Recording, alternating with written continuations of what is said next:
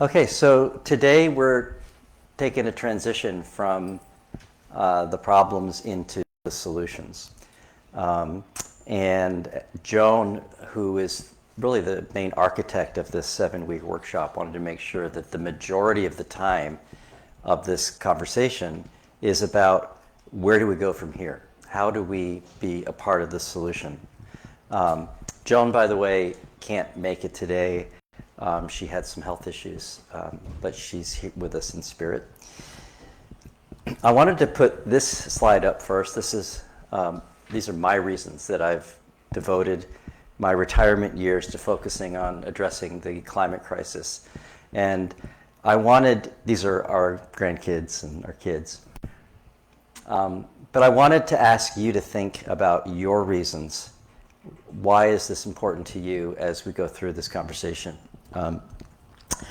So a couple weeks ago, Joan laid out the big picture about where we're headed and what we potentially face in the not too distant future in terms of the tipping points of the global systems that keep our Earth stable to support life on the planet. Pretty sobering message. And we're hurtling toward that future at a rate that is concerning to all of us. But it's not just the future. Ariel spent a lot of time last week really digging in on all of the ways that climate change is impacting our lives here and now. It's not an environmental issue only. It's an economic issue. It's a national defense issue. It's a health issue. It's an extinction issue, and on, a social justice issue, et cetera. And of course, we all are very cognizant of the fact that we are now in a time where we have an administration that is illogically antagonistic to addressing climate change and embracing solutions. In fact, it's trying to push us in the opposite direction and accelerate our reliance on fossil fuels. So we might ask ourselves at the beginning of this conversation on solution, is there any reason to be hopeful? It can kind of feel, you were saying, maybe we scare people away from laying out how dire the situation is. So my intent today is to lay out 4 reasons why I think we can be hopeful and why we need to be hopeful in terms of moving our focus forward. So the first one was the point that Ariel ended her talk on already, is that all the solutions already exist. It'll be great if we can get new technologies like nuclear fusion or green hydrogen scaled at a high level, but we don't need them. The technologies, the policies all exist. The economics, and this is a big one. I'm going to spend a lot of time on this, probably because my background's been in business, but money makes the world go round, and the economics favor a transition to clean energy. Even though the U.S. is maybe putting its head in the sand right now, we're pretty much alone. The rest of the world is still very much focused on this issue. And then finally, as we saw yesterday, collective action has power. Even Saudi Arabia is focused, it's doing solar. Saudi Arabia, of all places, the most backward country in the whole world, but they're into it. You got it. It's amazing. That gives me hope. So let's take these one at a time. We have solutions at hand. Again, Ariel showed this slide from the International Energy Agency last week. But this statement's very powerful, that all of the technology we need and all of the policy solutions required to implement them exist and are tested and effective. We just need to create the political will and the social will to make that happen. A perfect example of this is the book Drawdown. Is anybody not familiar with Project Drawdown? Okay, a few. Okay, great. So this is a book that was published. It was a team of researchers led by a man named Paul Hawkins. It was published in 2017. And essentially what they did is they did research around the global causes of climate change and what technology existed to address those issues. That was the kind of the boundaries that they put around themselves. Technology, but the actions we can take individually and personally. Exactly, absolutely. So their task was, with existing solutions, can we bring ourselves to drawdown? So drawdown is the point in time when we stop adding climate warming pollution to the atmosphere, primarily carbon dioxide, and start drawing it down. Okay?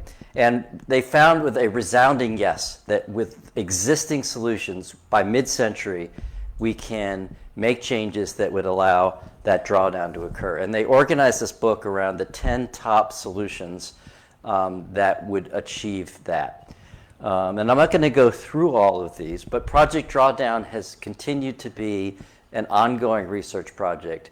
And today, they now summarize the solutions in this visual graph so that you can see it's organized on the top around energy sources that we can reduce emissions, and at the same time, how can we sequester or sink carbon, because we're not going to get it all done by reducing our emissions. We've already put so much into the atmosphere that we have to reabsorb some of that into the earth and oceans. Or growth, agriculture and forests be an example of reabsorbing. If we can implement regenerative agricultural practices that do strengthen the soil and absorb carbon, absolutely. In other words, that's an example of drawing out. Absolutely, and on both sides of that equation. One is agricultural practices that absorb carbon, but the other is agricultural practices that don't require us to do more deforestation for cattle, raising cattle and that kind of thing. Where they cleared in order to grow cattle. Exactly. Now this framework of solutions is based on our global emissions.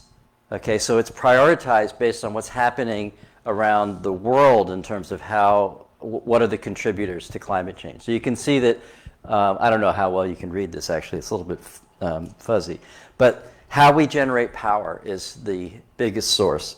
And that relates to shifting production from fossil fuels in terms of our electricity, especially as we electrify more of the economy, and enhance efficiency. We waste an incredible amount of energy. For example, when you start your car, if you're driving a combustion engine, 80% of the energy is wasted in heat. Only 20% of the energy moves your car forward. So there's a lot of ways that we can increase efficiency. But you can see globally, agriculture is the next area to focus on. And here it relates to how we grow our food, but also how we source it in terms of our distribution channels. Our food waste is a huge part. It's one of the biggest contributors to methane pollution globally. And it goes forward. You can see that kind of greenish blue thing is transportation, which is relative to electricity and agriculture globally is the smaller portion. But when we zero in a little bit on our own country, the proportion of contributors change. And if you look at transportation, electricity generation, those two things alone account for over half of emissions in our country. And if you zero in even further here in the state of Florida, it's even more dramatic. If you look at the orange and the blue wedges there, transportation and electricity account for nearly 80% of our emissions in Florida. So in the interest of time, because I can't cover all of the solutions in 40 minutes, we're going to zero in on the ones that have the biggest impact here in our local lives and the ways that we might be able to make the biggest difference. So let's talk about the economy and the economics of all of this. It's safe to say that fossil fuels have been transformative. If you put climate change aside and you just think about the economic impacts of fossil fuels over the last 150 years, it's been tremendous in terms of how it's generated wealth, how it's improved our quality of life, how it's, particularly in the developed world, and it's impacted almost every part of our lives. Probably many of you are wearing fossil fuels. You certainly drove to get here. If you're talking on your cell phone, if you go to the hospital, all of the different avenues of our lives have been impacted by the availability of cheap and abundant power. That's been transformative. Plastics. Plastics, absolutely, they're very pervasive. But the problem, I'm sorry? They're fossil fuels that are made to use to make that plastic. Absolutely, absolutely. This cheap and abundant source of energy is turning out to not be as cheap as we thought it was, and the bills are coming home to roost. So I think Ariel shared this data the other day that just in the last, okay, it's time to reset my air conditioner for the dog.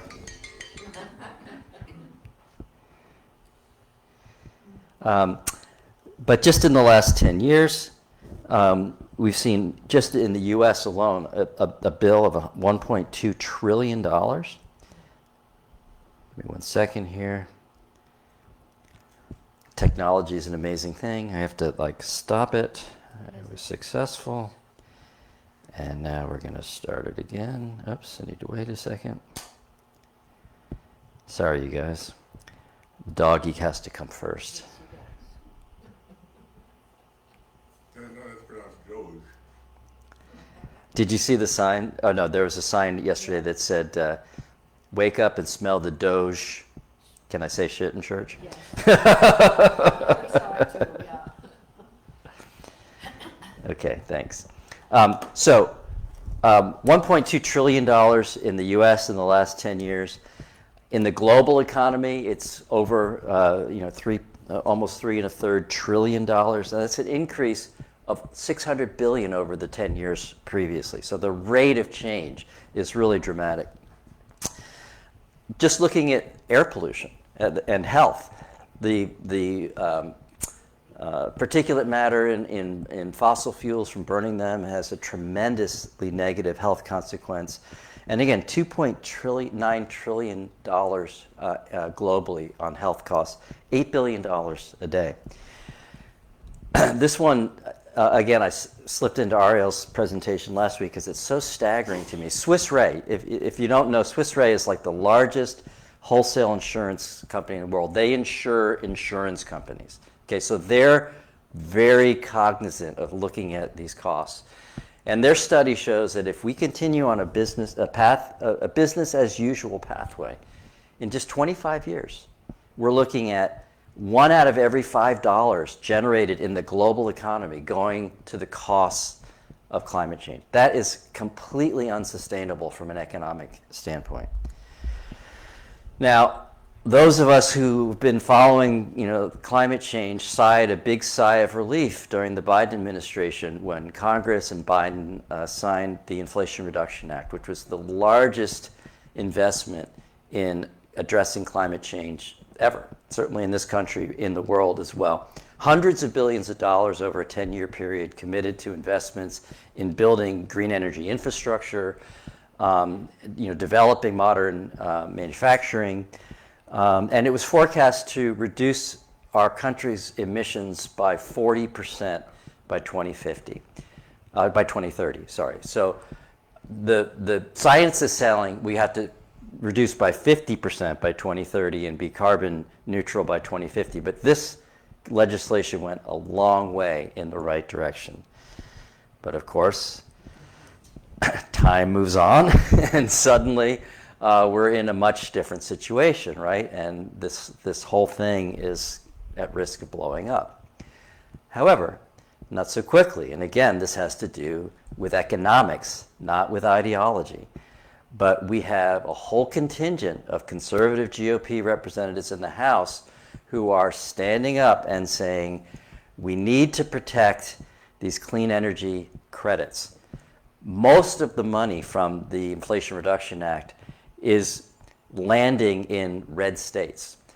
And there are already significant investments and significant job creation happening in these states. And I'll just read in red here. This is so a whole group of Republicans. If you didn't know it, there's actually in the House a conservative climate caucus that has about 100 House members in it. So it's not a fringe caucus in the House. And they wrote this letter to the chairman of the Ways and Means Committee. And they basically warned that repealing tax credits would increase utility bills the very next day. Okay, so the economics of it are really pushing us forward.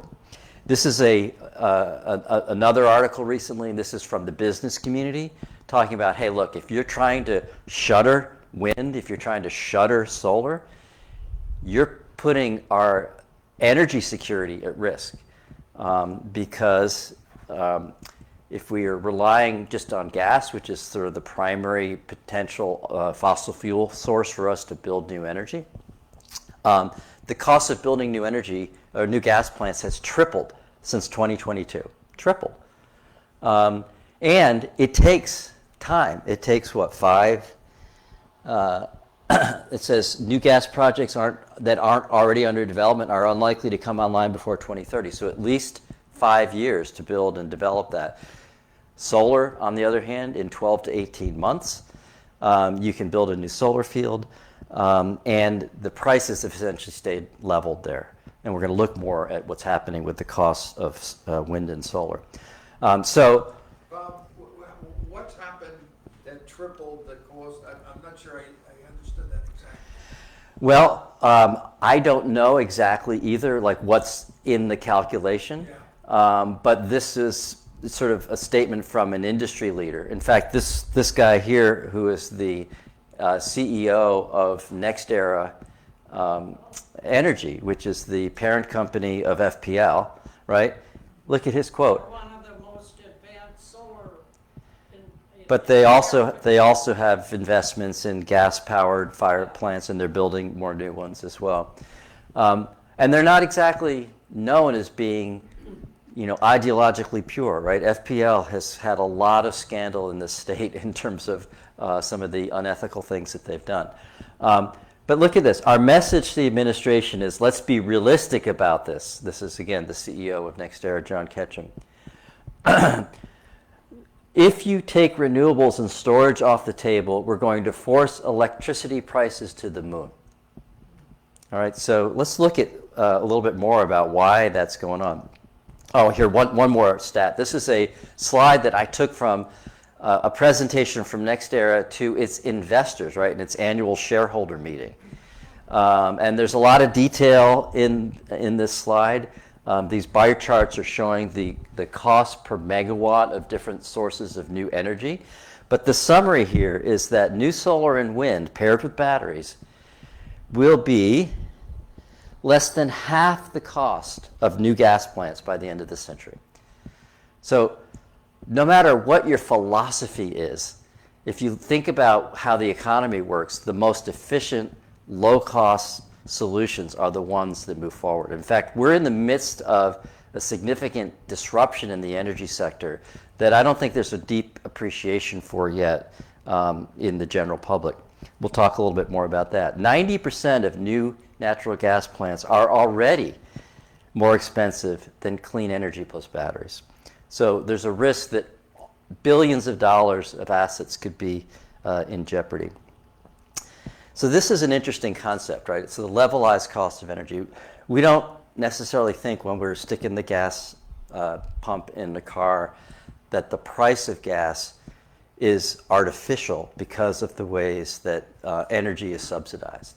But if you take and in fact, this study that was published in Nature magazine a couple years ago was basically concluding that the way we subsidize fossil fuels is one of the biggest obstacles to our ability to transition to a clean energy, because we're artificially reducing those costs without reducing the consequences, right, in terms of all the impacts of climate change.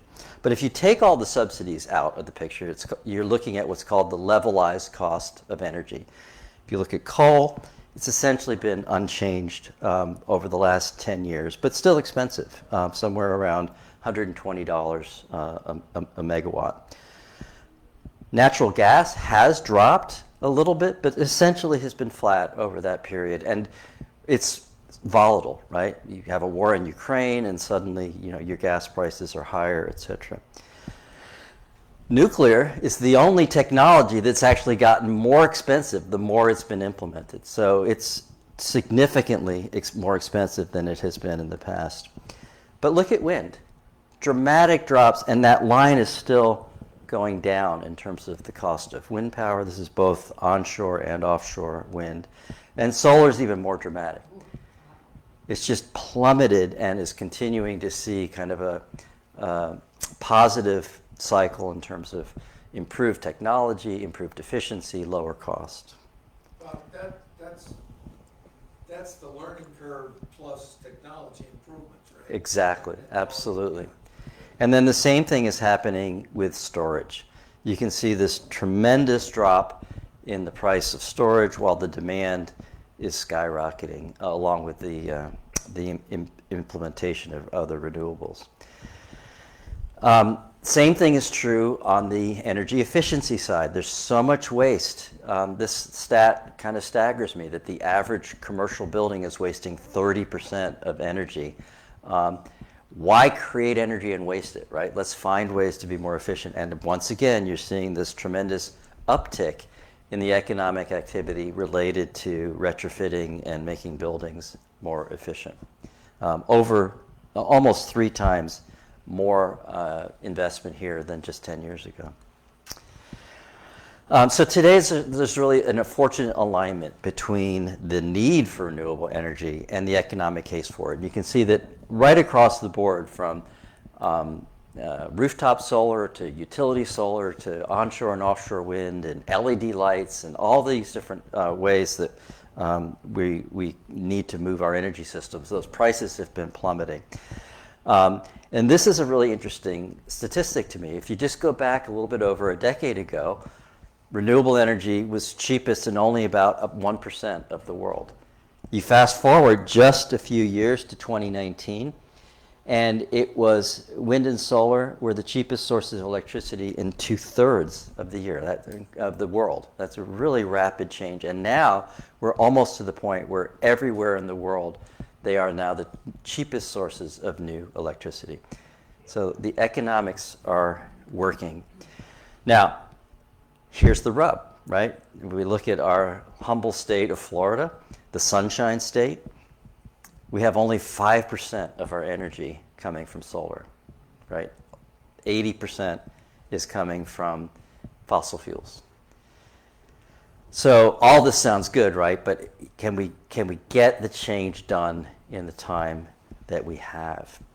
And the question here, I think, really relates to what's happening, what's possible in terms of technology disruption. And is there any kind of precedent for this? I'll give one example, but there's many. But think about the cell phone for a minute. Back in 1980, AT&T did a major study to forecast what the future of cell phones looked like. They projected about 900,000 users. A lot of users, right? Well, in reality, it turned out that it was 109 million, 120 times higher than these experts had forecast. So the question is, and now there are over 10 billion cell phone connections. So why were they not only wrong, but way wrong about those forecasts? Well, this is kind of typical. It's a cycle in technology disruptions. First, the cost dropped dramatically as the quality improved. And then if you look at this in a global market, there were places in the developing world that had never built out like a regular telephone line infrastructure. So those countries were able to just leapfrog and not bother with building out all that infrastructure, and they implemented the cellular technology right away. And here's a great example. This is in Africa, which is where a huge percentage of the populations who don't have access to energy currently. The low initial costs allow for this implementation to start to happen in developing countries. Now, there's a consulting think tank group called RethinkX, which has a specialty in focusing on technology disruptions.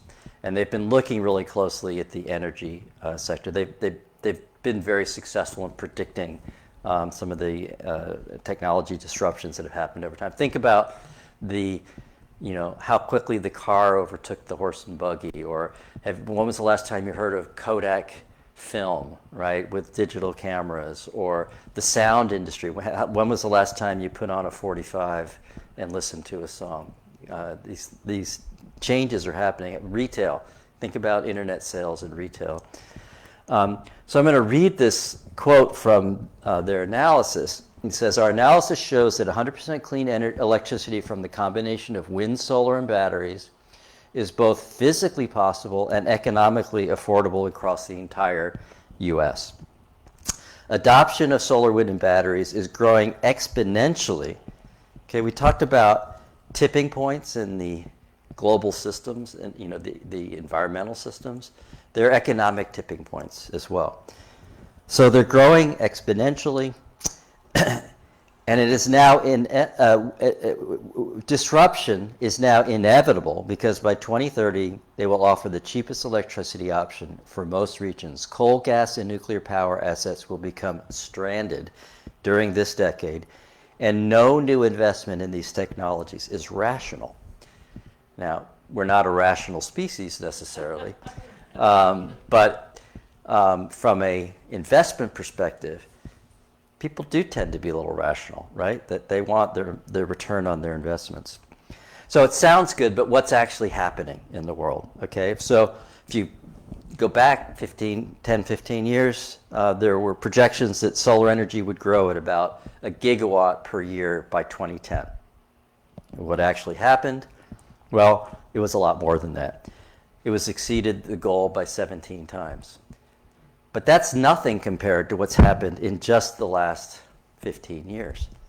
That goal has now been exceeded 445 times. So the rate of change is really dramatic. And it's similar, a little bit less dramatic with wind, but there was projection that the capacity would reach 30 gigawatts by 2010, and in reality, that was exceeded over 30 times.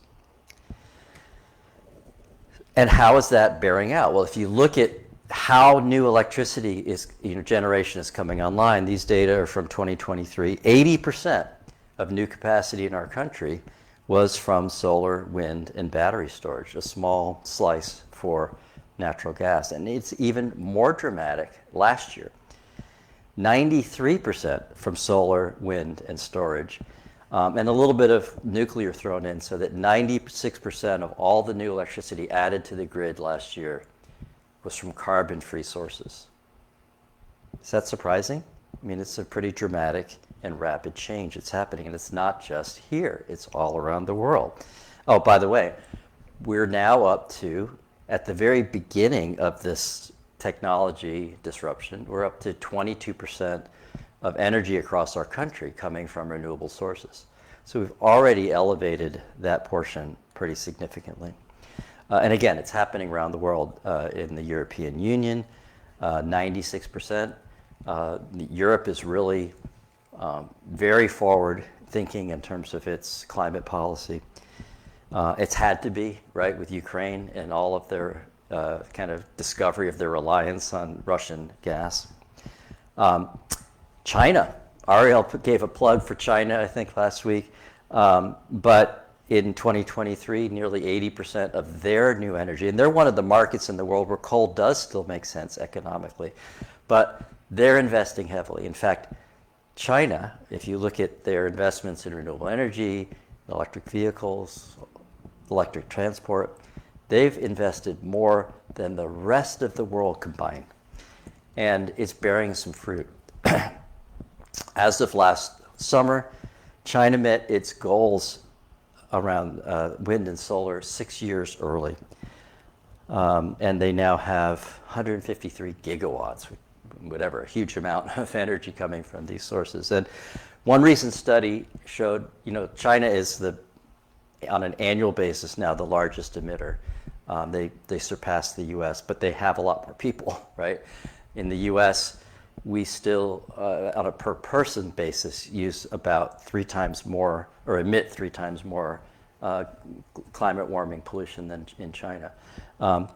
But a recent study showed that it looks like China's emissions peaked in 2023. They were flat in 2024. They're continuing this investment in carbon-free energy. So they're really moving the Well, Bob, I thought US emissions were actually kind of pretty leveled off, or even going down a little for a while. They are. I'll show you a graph. I think I have a graph of that in here. But this kind of summarizes the point I've been talking about. And this is from a liberal, left-leaning group called Goldman Sachs. Okay?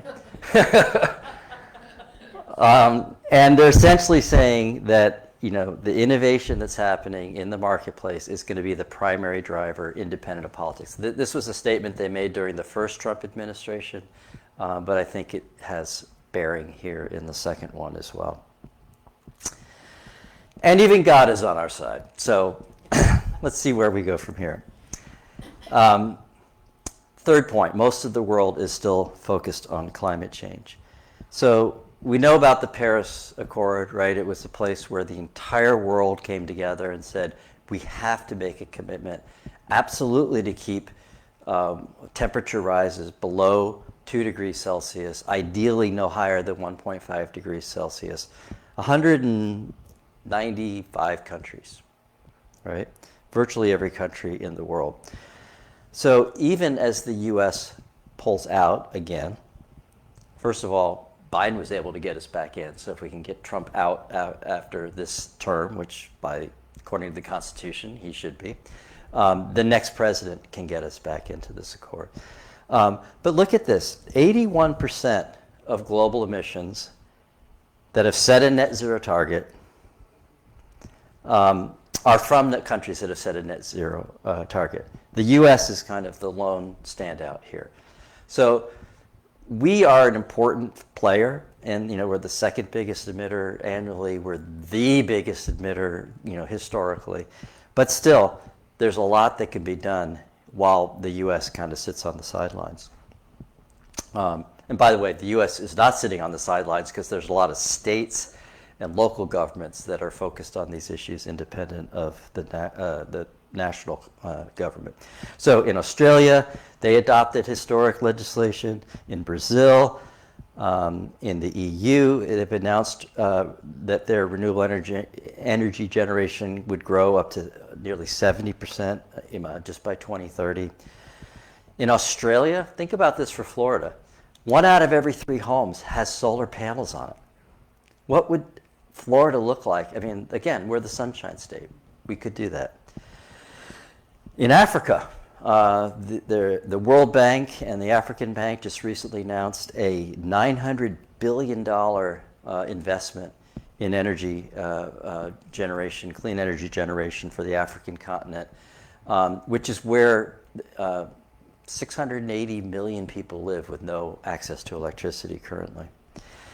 In fact, the potential for wind and solar in Africa far exceeds their fossil fuel reserves. And they have huge potential for generating clean energy. We have to be sober about this, right? It's not all roses and skipping, right? The fossil fuel industry is very aggressive in promoting its interests. So it just underscores the kind of importance of our efforts to keep the actions moving forward. And the global investments do support the points that I'm making. These are the sort of global investments in fossil fuels. And you can see in 2024, nearly twice as much investment was happening in clean energy versus new fossil fuel development. So the economics are driving change, independent of policy. All right, I'm going to move quickly here. I want to try to wrap this up in the next 5 minutes or so.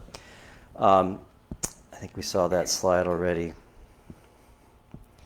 So the last point I want to make is that collective power really does have action. And this is really our focus, I think, for the rest of this workshop series, is the role that we can make, the role that we can inspire the people in our lives to make. We can have a hands-on movement. There you go. Hands-on my climate solutions. So we need to stand up and speak what's obvious, right? Climate change is real. In other news, water is wet. This is staring us in the face, right? Let's make the earth cool again. But we do need to do more than just hold up signs, right? We need to say, this has to stop. And this is probably my most sobering slide of the whole presentation here. So if you look at, I'll just summarize what's in this fine print here. There have been sort of investigations into how many fossil fuel reserves are left out there, okay? And they've essentially found that there are, they say, 3,700 gigatons of carbon dioxide waiting to be harvested from the Earth, which is 10 times the amount that scientists say would take us past the targets in the climate crisis. So if you translate that into dollars, there are $100 trillion worth of fossil fuels sitting in the ground. And we've got some very hungry oil companies wanting to take those revenues, right? So we're going to have to be a part of sort of forcing the hand to keep those reserves sequestered in the ground. And that's going to be a challenge. So the collective action part of it is really going to be critical, along with the economic and other drivers. And here's our wonderful All-Faith crew out on the streets yesterday, just signaling how we really have some power in this community and can be a part of these solutions. And in the words of Wallace Stevens, after the final no, there comes a yes, and on that yes, our future depends. So each of us has a part, thinking about yours. We all can make our voices heard. Locally here in Florida, net metering is a state policy that's in place that enables rooftop solar to be more cost effective. So be vocal about keeping that policy in place. And make sure your elected officials know. I mean, we don't have a very climate-friendly government, but they need to hear from all of their constituents that these are important issues. And then look at where your own money is being spent. How are your investments invested? Can you clean up your investment portfolio? Can you talk to your bank about asking them to clean up their investment portfolios? Can you go big? Is this the time to think about solar? Ariel and I had the opportunity to do that, and while it's expensive up front, we're saving tens of thousands of dollars over time. We expect the whole thing to be paid for in 8 to 10 years and save $60,000, $70,000, which allowed us to also put batteries on the house. So we are very resilient here in a hurricane land. Can you invest in an EV the next time you get a car? And as Ariel said, and again, I kind of focused on the energy side of this, but there are lots of other solutions. Our food system, our agricultural system is a huge part of that. So what we eat matters. Are there ways, because it actually has other impacts, right? It's not just the emissions from these cows, but it's the deforestation that's happening to raise more cattle for a hungry, meat-eating world. So are there ways that you can make changes in where you source your food? Can you buy more locally? Can you rely on organic farms? Can you waste less food? We have this handout that Ariel passed around. We have some extra copies if you didn't get one last week.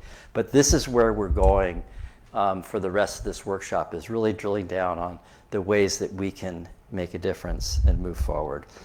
So are there reasons to be hopeful? I hope you feel like there are. So thank you. We do have a little bit of time for some discussion, comment. I'd love to hear what's on people's minds. Anybody want to, I've got a mic if anybody wants to make a comment. I want to comment. All right. This thing turned on, right? About 5 years ago, at one of the board meetings in my 18-story high condo, I was laughed at because we were talking about things on the roof, and I said, why don't we put in solar panels? And I was laughed at. Well, I'll do it again, and I may or may not be laughed at again, but I can tell them the statistics.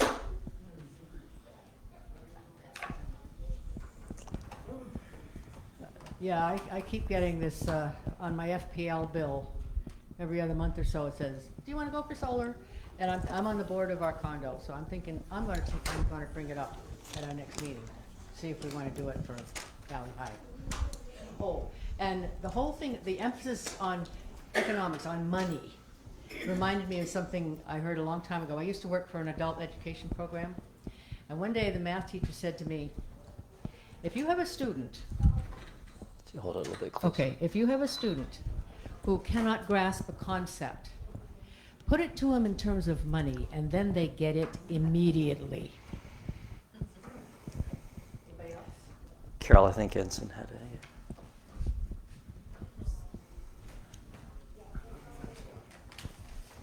Yeah, is this working? Yeah, okay. My question is about the big oil companies and how they can help them or influence them relative to this. For instance, BP, I thought had gone towards renewables and other things, and then had sort of reversed course. And I don't know. I'm out of the business anymore. I don't follow these things very closely. But is there a way to have influence there? I mean, you mentioned investment portfolio and so forth. You could, my problem has always been with that. If you sell your oil stock, somebody else buys it. So, how do you really?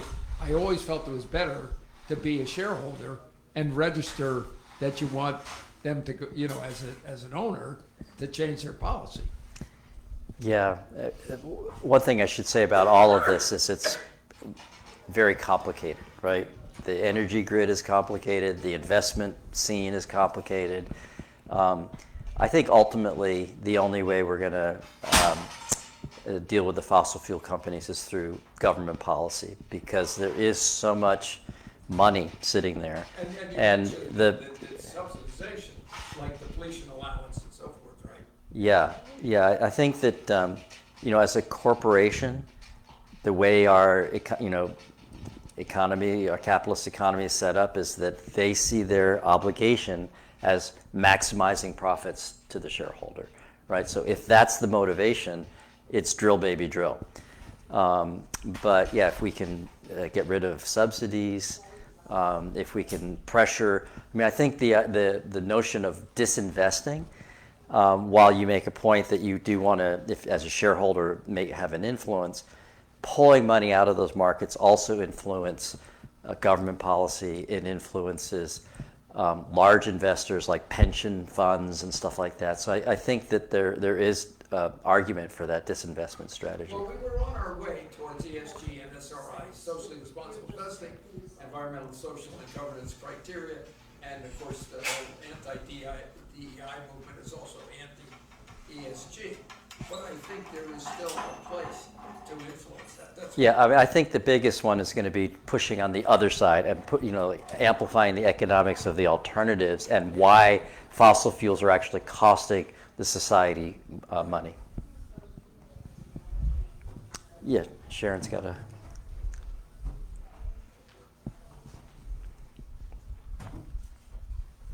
Right now with the credits for reducing emissions, the manufacturers, we have a very, very, very, very rich electric car owner company, begins with T, who is selling their credits to the other automakers. So the other automakers do not have to tighten up any of their emissions in the meantime. Yeah, I can say that we were headed in the right direction under the previous administration, and we're seeing a lot of that unraveled as we speak. I have to say that every time I get in our car and turn on the ignition, I feel guilty. I would love to buy an EV, but they're just too damn expensive. The one thing that stood out on that drawdown slide was educate girls. I didn't get it. Yeah, so it has to do with the fact that when you educate girls, particularly in the developing world, they are more economically successful, they are more proactive in terms of their independent decision making, and they tend to have fewer babies, which is a population management piece. So as you reduce the increase in population, you're reducing emissions. Yeah, I think we're at the end of our time. Thank you. Hopefully this is kind of now our jumping off point for talking about where we go from here, how we can be influencing solutions going forward. So thanks for your time.